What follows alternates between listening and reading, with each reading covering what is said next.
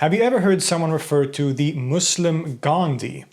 Well, putting aside the fact that that's a pretty problematic phrase to use, if they are using that phrase, they are probably talking about the 20th century Senegalese Sufi saint and social revolutionary Ahmadou Bamba.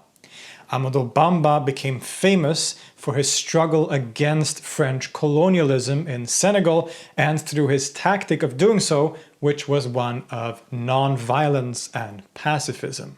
Amadou Bamba was born in 1853 in Senegal to a family of religious scholars. They belonged to the religion of Islam. Now, his early life and upbringing was ravaged by war. The French, as many of you know, colonized many parts of Africa, including Senegal. The religious leaders in Senegal at this time had differing approaches to the French.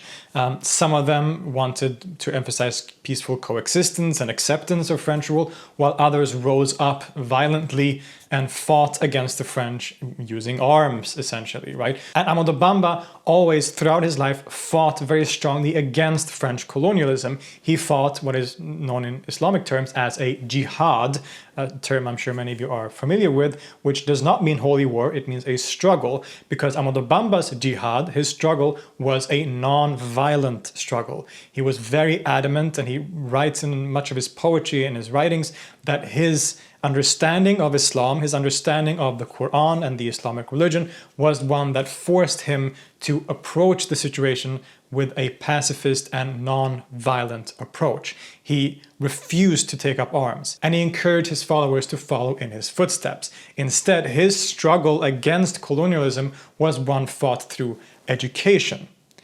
His educational system was one that was aimed at transforming society from the inside, but not through a violent uprising or overthrowing of the government. And in this, he was incredibly successful. He started a kind of Sufi order, but it was also much more than that, a kind of social movement which became known as the Mouridiyya, or the Murid order. After Amadou Bamba died in 1927, his movement grew even stronger, to the point that today, and for most of history since his death, it has been one of the most major influential factors in West African politics, religion, and social life in general. The Mouridiyya is one of the most major Sufi orders in the region.